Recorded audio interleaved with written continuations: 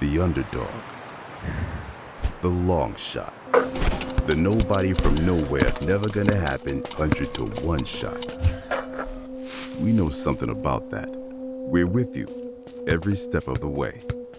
Well, we are here with the Thursday 30. I'm Matt Stradley here with John Williams. We're blessed to be joined today by head coach of the women's soccer team, Clifton and one of the star players, Olivia Lenderman. Thank you both for being here so much. Of course. Thank you for having me. Yeah, it's my pleasure. My pleasure. We'll start off with Olivia. Olivia, you are a Nashville High alum. I am as well. What is the toughest thing about jumping from high school soccer to college soccer? Yeah, I think that in the fall, I had to become mentally tough very fast. And I mean, at Asheville High, there were only about 2 teams that were really competitors against, which were TC, Robertson, and Reynolds. And so that meant that for only 4 games during the season, I had to be like locked in for 90 minutes straight. Whereas this past season, there were no easy games. So that meant that I had to be turned on for 90 minutes every game, twice a week. So that was a big challenge. And then also it was very physically demanding, but so that was the big adjustment. Clifton, getting somebody. Go ahead, John. I would like to chime in on that. I actually know Olivia. And Asheville Christian Academy. They weren't in our conference, but yes, they were a great competitor. She's a consummate politician. Like you can see. Yeah. Olivia actually played basketball as well. So I had the honor to work with her and train her. And it was fantastic. She's lefty, so she's unorthodox when it comes to her shot.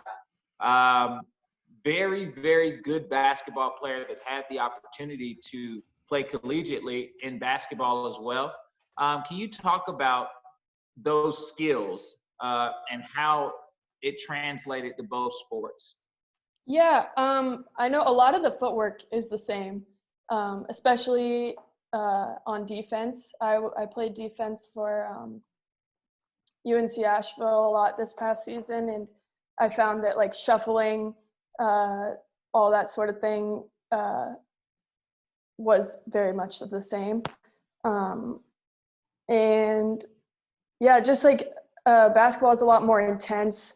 I would say like short sprints, which were also really helpful. Yeah. Clifton, what about Olivia, seeing her play made you think that that number 6 role, which I've seen her play at least partially through the season, was the right spot for her? Yeah, I mean, so the Olivia Lenderman at UNC Asheville story is a bit of a thing. So obviously, like we had just come in, like myself and Davis and Molly, my staff, nobody was there at that time. Just happened to go and watch Maya and Bryson, Jill participate with ACSC, and saw Olivia, who turned out to be Olivia, like playing in a game, and thought, my goodness, like this kid is a baller. Wonder what college she's going to. Let's get on the interweb and figure it out and see, like, because this kid's a bit of a stud. She's probably going somewhere. Couldn't find anything, no colleges, no nothing. And thought to myself, okay, well, this can't be the case. Let me go talk to Bryson and see what's going on. No, she's not going to college. She's going to college, but she's not playing. And I was like, no, we're not having any of that. There's way, way too much talent inside of her 6-foot frame to let go that much time. And so over a few conversations with her and her parents and trying to figure out like where her passion was, her passion's in the game. And so, I mean, that's quite frankly, John, that's why she's not a basketball player. You know, it's one of those things, like she's definitely good enough. I mean, at one point in time, she was recruited by Brenda, our former women's basketball coach. And so, I mean, like she definitely could do it.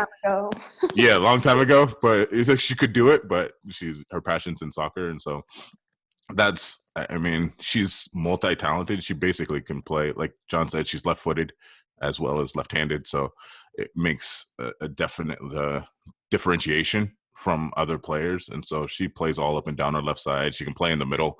When we're playing with 4, she can play, in the 9.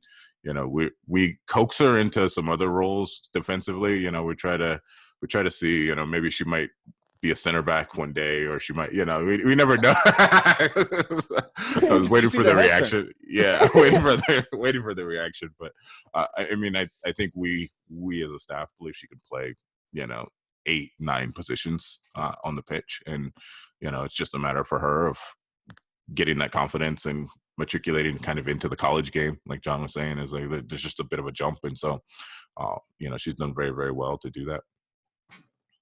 Now, Coach, I do agree with you on it. I didn't agree at first when I first saw her play basketball, because I'm thinking to myself, she's 6 foot, she's a guard, and skilled as like she is. And then I finally got out to watch her play high school soccer, and then I was like, oh, she's way better. Okay, I get that now. Like, she's the real deal, and you could definitely see where her passion lied. Which is why she would miss some basketball workouts, and it made sense at that point. But I definitely could see the fire that she had under her when she played, when she competed, that's what she needed to do on the collegiate level. And that's rare to see people that have options, in high school sports to do something beyond that point. So it's a blessing that we got her, and I'm happy that she's a Bulldog, and that she's close to home, and that her parents are able to come out and see her too. Matter of fact, Olivia, how's your dad doing? Oh, he's good. Yeah. Telemedding. He's up in his office working from home, but he's doing well, hanging in there. Tell him I said what's up. I will. I mean, and Olivia is probably, somewhat outside of her major comfort zone right now. She doesn't, having people talk about her and all that kind of stuff just isn't really always her vibe necessarily. But I will say this, is that the passion is one thing, like, and we all saw it. And there's only like 2% of players go on to play in Division I, sports, and to have options in 2 different sports is something that isn't readily available. But we did have a little team basketball, if I put her on blast a little bit. We had a little team basketball game, and I will say maybe her skills have deteriorated a little bit. Yeah, I could definitely get back in the gym, get my shot right. Get a shot. It's been a little bit. But Olivia, I miss it so much. I know that I'm when people talk about me, I get uncomfortable. It's not something that I do well. So I try to make sure that I'm on the talking side of things instead of the being talked about side of things. So that's just some free advice. You have a breakaway. You're through. It's 2-on-1. You and a teammate, and the goalie's coming out. Who do you want running alongside you for that chance? Oh gosh, I don't think I could go wrong, but probably Skylar Chilson. She came in clutch multiple times for us during the season, and she's explosive, and she makes really good decisions going to goal, so I'd have to go with her. Or Barrett Eidson. She's super smart and gives great passes, so either of those 2 would be great. Coach Clifton, who's your best on-ball skiller? Oh, I think just technically overall, probably Emily Duenas. I mean, Emily's just class on a ball.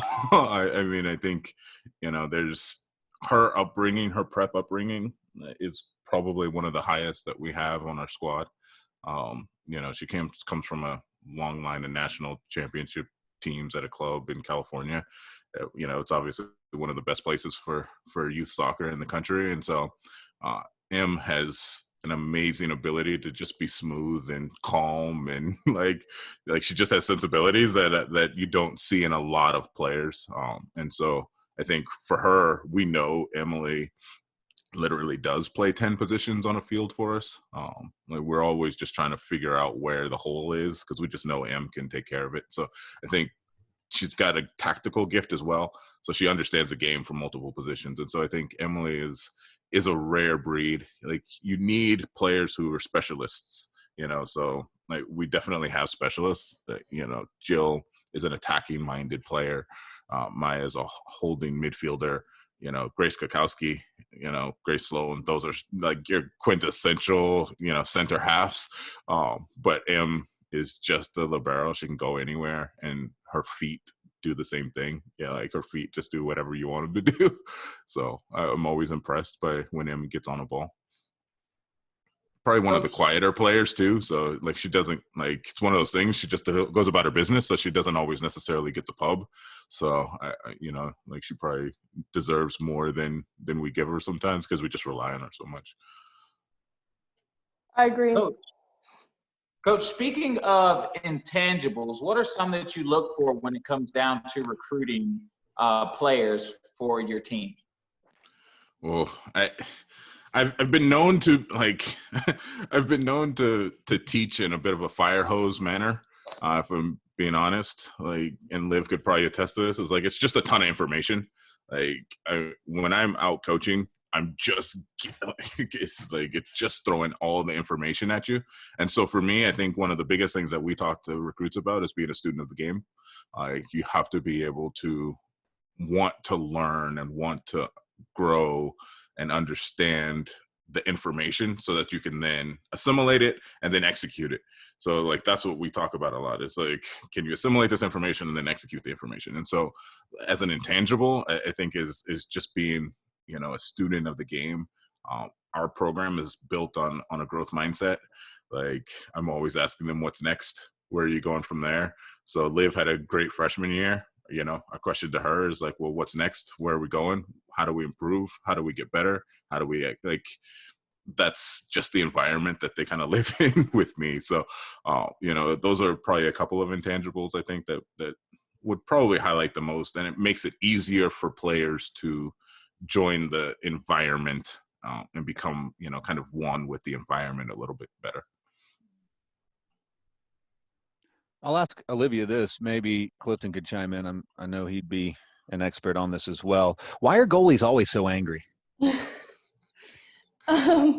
Well, ours personally, I think ours know a lot, and they can see the field. And I think that in order to communicate that, they have to be really loud.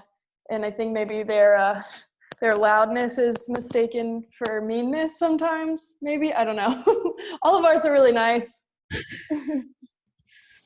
Yeah, she's right. We have probably three of the most like emotionally, set up goalkeepers. I was not that guy, so that wasn't me. I'll tell you that right now. I was a chop your throat kind of a goalkeeper, so I feel like I can't speak to the emotional content of the three that we have right now. But hey, you get under the fire for that long over that period of time, that pressure, and see if it see if it doesn't, you stand in the heat long enough and you're going to sweat. So I just think, it's one of those things where, just got to do it.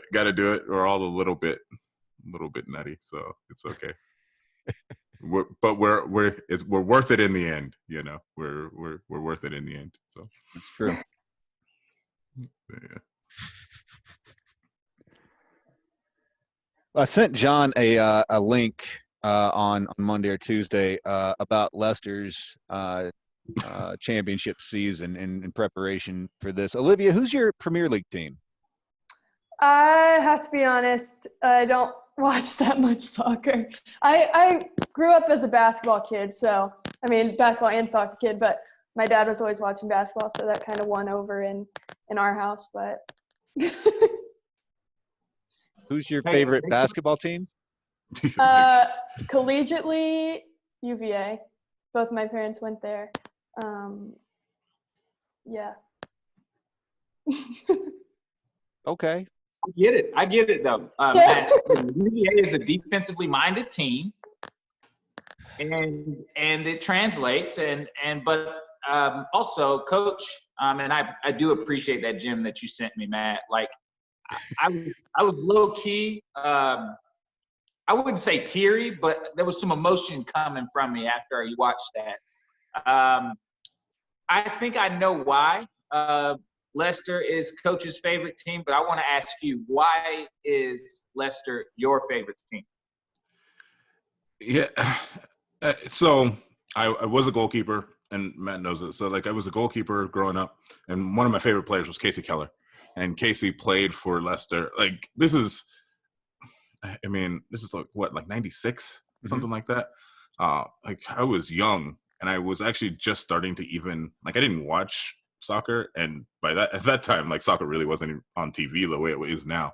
And so I knew he played for Leicester, so that's who I was gonna support because that's where he was. I think a lot of kids these days, that's, we tend to do it that way now, and not maybe, like, I grew up a Laker fan, but that's because I was born in LA, and my grandfather was like, we were Lakers because we were Lakers. Like, that, it had nothing to do with, if Showtime was in Orlando, we still would have been Laker fans. It didn't matter.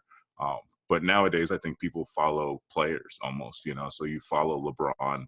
Wherever LeBron goes, that's kind of your team, or wherever, Kobe goes, whatever it is, like, you make those determinations. And that's what I did with soccer, quite frankly. As far as the story goes, I mean, like, it's just it has to be the best sports story in history. So, I mean, I don't and that's probably my personality. And so, like, to get to the other side of it is, like, now, like, it's a town that quite literally is just so blue collar. Like, there's no bells and whistles in Leicester, like, where it is and what they do for industry, and a team that just basically worked its socks off. Got a bit of fortune, you sprinkle in a little luck, a little faith, a little hope, and, a lot of perseverance. And, you come up with what has to be one of the best sports stories of all time. Yeah, that's exactly what I was thinking. That underdog mentality, coming from just never stopping, never giving up. Yeah. And that's what I like about the whole idea as well, that no matter what the outcome is, you gave your all so you can go home and go to sleep and sleep well. And so I was a big fan of that. And like I said, I didn't know much about Leicester before that. And Matt gave me a couple of links on them, and one link on YouTube led to like 4 other ones. And then my wife was telling me that I need to get off the screen and go do some work in the house. And it kept me away. But I get it now. No, it's a great story from, like, it's humble beginnings, but it also, I mean, like, if you look at the owners took, they took over, they saw a vision, gave their manager a vision. They let him do his thing in maybe a slightly unorthodox way. Not all leaders kind of just let their managers manage and take, they want it done in a certain way. Like Claudio Ranieri's doing pizza parties in the middle of, like, it's times where he just thought so outside the box that, he gave his guys what they needed. And it's something that, not every day do I do that.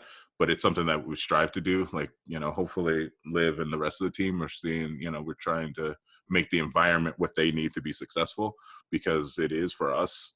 You're never going to be at UNC Asheville and, you're not coming from the London top posh environment. You're coming from humble beginnings, and you've got to make a name for yourself out of those humble beginnings. And so hopefully that's what we're able to do. Now, Coach, are you going to try pizza parties? Let's do it. Live it. Well done, John. Well done, John. Wait. We did have pizza after some games. Yeah. I think we try to limit to a certain amount, so that way everybody's nutrition is managed. But here's if I had to trade a couple of pizza parties, Matt, and Matt knows me well. Like, if I had to trade a couple of pizza parties for a conference title, I would do it tomorrow. So that's that's absolutely it. That would get done. So, yeah, sure. Win all the games, eat all the pizza. That's how we'll do it. That's how we'll do it. How tough is it to maintain sort of that team chemistry during this crazy time that we're living through right now?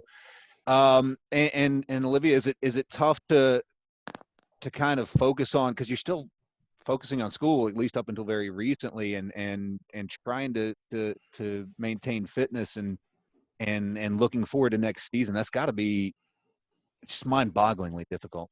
Yeah, it was definitely, when classes were still going on, it was definitely hard to get motivated when I was so comfortable in my house, like to get on Zoom calls and all of those things. But as far as like maintaining team chemistry, that hasn't been much of a challenge, I think, because of social media, and we have multiple group chats and things we're all staying connected in, and then we have team Zoom meetings multiple times every week, which it's just nice to see everyone's faces. It's not the same, but it's we all get to communicate pretty often, which is nice.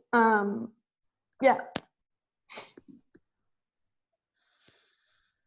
I think you have to be more intentional right now, and I think that's kind of, I think we all do. I mean, that's really, quite frankly, that's why we're on the call right now, right? Like, that's why we're getting ourselves out in front of all the constituents that love UNC Asheville and the sports that we play and the students that play them. And so, but you have to be more intentional about it. We've maybe taken it for granted a little bit. And so, yeah, I think we get on the Zooms and we try to do what we can to incorporate everybody into all the, kind of team items that we're doing. Because once we start back up, and no matter what, we'll start back up at some point in time. Sports are too important to the lives of a lot of people. We want to be ready to go. And so I think that's, we're trying to keep them physically prepared, but mentally prepared as well. They actually have a call today with a, like, kind of a sports psychologist, and so they're getting on, we'll have that kind of chat and do it. So we're trying to create an environment that makes sense. Like I said, John, it's growth mindset, and, like we're pushing forward. And so no matter whether this is the circumstances don't dictate your outcome. So, these are the circumstances, but our outcome we're going to dictate our outcome regardless. And so I think that's the mentality that we've got to kind of go into it with. Now, Coach, I would be remiss to ask this. And there's just been a lot of talk and a lot of gossip about you, and it's actually good. That can't be the truth, but okay. I just need to know, okay? The word on the street is that you may have had some ties with the FBI. And if that is true, can you give us a story that will not be incriminating? Oh, yeah. So shades of that is my reputation preceding me.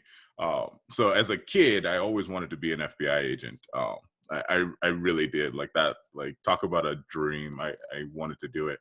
I visited the headquarters in DC when I was like 9, like saw all the stuff, and then got older and realized, the FBI, I don't know if you know this, but the FBI could ship you anywhere in the world they want to, like at a drop of a hat. They just send you a letter, and like, it's like, get on a plane. You live in Caracas now. So that's not necessarily my sensibility. So I got into local law enforcement instead. So I decided to, serve a particular community for a period of time. And so that was my goal. And so, yeah, I mean, tons of stories, some for public consumption, probably some that probably aren't. I mean, I will say there's like one thing that was, I had a blast in that career. It's a front row seat to the best show on earth. Like, that is like, that's the only way to describe that career. And so, I mean, my second day of work, I got into a 35-minute vehicle pursuit. Like I was a cop for 2 days. I put on a badge, a gun, got into a car, and then my second day I was at a 35-minute vehicle pursuit, which was a lot of fun. 20 minutes in, chasing this bad guy, doing all the stuff. It was a blast, but it took me 6 hours to write the paperwork. Oh my So God. so it's you literally, so in the report, you have to went west on 4th Street, then went south on, Main Street. I had to write every single, so there's a lot of fun. It's a bit like a sport, it's a bit like sports, quite frankly. Mm-hmm. It's like you just train and train and train and sweat and toil. You do all the stuff behind the scenes to prepare yourself, and then you get a percentage of kind of the glory and fun stuff. But yeah, I spent a year in a maximum security prison, working as a correctional officer. I spent 4.5 years as a police officer, detective. I was a juvenile detective for most of that time, and then I went to the court system and became a juvenile probation officer. So yeah, I worked in law enforcement for a good portion of time before becoming a soccer coach. So it's yeah, I'm not going to ask you too much more because if you think about I really want to know those nitty gritty stories that we can't hear. Yeah, but John, find me. Yeah, just find me later, and we'll have a lemonade, and I'll let you know what it looks like. So outstanding. That's all I wanted to know.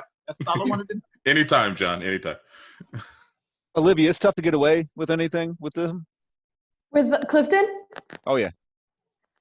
Well, yeah, I guess so. I mean, we don't really get into much trouble as a team, I don't think. So there's not much he would have to find out about us, but There you go. Yeah, I think we have a good dynamic, good team dynamic. Yeah, they're good, and they definitely they're just a good group of players. I mean, their togetherness is really tight, and I think we're trying to get into a situation where we're really harping on the loyalty and using that loyalty that they have with each other to maybe help spur the team a little bit further as well. And so, no, I don't get into them. I don't, it's not necessary. But I will say this, John. I will say that nothing gets lost. I may not say something, but I see everything. So that's worse.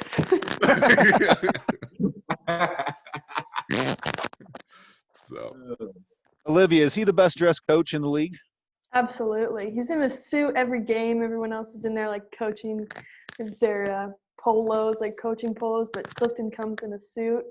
It's hard to compete with, I think.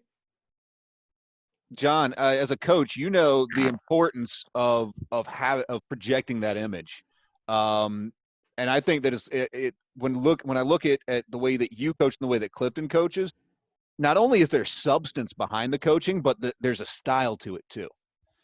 Definitely. One of the things and I've seen Clifton get a little dapper on us, and it's beautiful. Well done. And I try to give that perception that, hey, I'm dressed nice, but please do not let these mustache socks fool you, because I can get buckets as well. So that's how I do it. I don't know how Clif does it, but that's kind of how I want you to feel. I'm like, hey, this guy he can do both. He can get out there on the field or on the court and give 110, but then when he's out there coaching, he wants to look his best, feel his best. So I get it and understand it. Yeah, I mean, I just come from a school of it's a professional environment. I mean, that's just me being honest. Is I think this is college Division I sports is one of the pinnacles of sports in this country. I mean, it quite frankly is we have a professional environment, but this is just close to that, and I think it warrants my preparation in all aspects, right? So if if I don't show up presenting a professional endeavor, I think referees see it differently. I think opposing coaches see it differently. I think, my players maybe hopefully see it slightly differently. Like there's a level of preparation that I'm willing to put into it. It might also just mean that I'm jealous of basketball coaches. My basketball career peaked in 8th grade. So, but it could have worn the fancy suits indoors, climate control, that whole thing. If I just could have got my basketball career to take off a little bit more like Liv's, I might have gone that way. So might just be a little bit of jealousy there for the guys who get to do it, like John and Mike, and like they get to spruce up all the time. So just trying to spread my wings and a little nod to those guys. Well, whatever it is, you keep doing it. No, I appreciate it. We'll just try and get get everything locked in as much as we can. Like that's the goal. We try and make our environment as professional as possible. We try and, treat the players as professional as possible. We try and, make sure that everybody's prepared in the way that honors the privilege that we're in. I think the thing that you see from Liv, the thing that you'll see from me, hopefully the rest of the team, is passion. Is that we really care about the game, and we want to represent the school and the game to the best of our ability. And this Thursday 30 has been brought to you by Ingles Markets Low Price. Love the savings. We appreciate their sponsorship and helping us bring the Bulldog community together. Olivia, this is your chance to say whatever you want to the Bulldog fans out there. Your floor. I hope everyone's staying safe and healthy, and hopefully we get to see everyone on campus soon. Thanks for having me. Of course. And Clifton, this is your chance to talk to the Bulldog faithful. What would you like to say? Yeah, absolutely. Would just reiterate that. Stay healthy, stay happy. Tell your loved ones you care about them. And when we get back to playing the sport we love, we will absolutely see you very, very soon. This is coming. We're coming out on the other side, and we'll be stronger for it. So, God bless to everybody out there. I think John's falling in love with the beautiful game. I really do. Come to the dark side, John. It's there's an old saying that it's about rugby and it's about rugby and soccer, but I think you could definitely apply it to basketball. Typically they say rugby is a hooligan sport played by gentlemen, and soccer is a gentleman sport played by hooligans. So I think so it just depends on what your heart is telling you. All right, you can come on to our side. I might want to do that, man. I definitely have to come out and check out more games, as time progresses. And obviously I love soccer, at least watching it from a high school level, just because of how competitive it gets. And then also, like, I didn't know this, but the trash talking is impressive. And we don't get into that at UNCA. No. That's right up my alley. No, yeah, I mean, absolutely. It's it's competitive out there.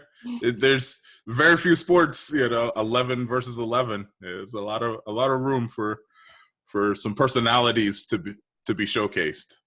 And so and Matt gets to hear it at halftime. I love that you can. I love it. Yeah, Matt gets to hear it from me. I go and spend 2, 3, 4 minutes with Matt before going into the halftime talk, into the locker room, and that sort of thing. So Matt and I have a good little jaw. So come to a game. Just if you sit with Matt, you'll get a pretty decent inside look at what's going on. Well, I got this for him. We're going to try to get him outfitted with a little bit of this action. The old, we're going the back. Old kit, yeah, going back.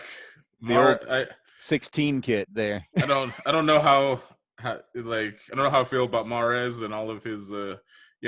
He's all but left us behind. He got too big for his britches somewhat. But look at what he left us. Yeah. So yeah, he left the title, so I'm okay. I'm okay. I'm perfectly fine. So yeah, no, absolutely. It's been fantastic to have y'all here. It's been fantastic to feel some sense of normalcy again, to talk about sports and to get to share that with you. Olivia, thank you. Clifton, thank you so much. And John, as always, man, I love hanging out with you. You know it. We'll see you next time on the Thursday 30, brought to you by Ingles Markets. Low prices, love the savings. Yeah, go Bulldogs, right? Go Bulldogs.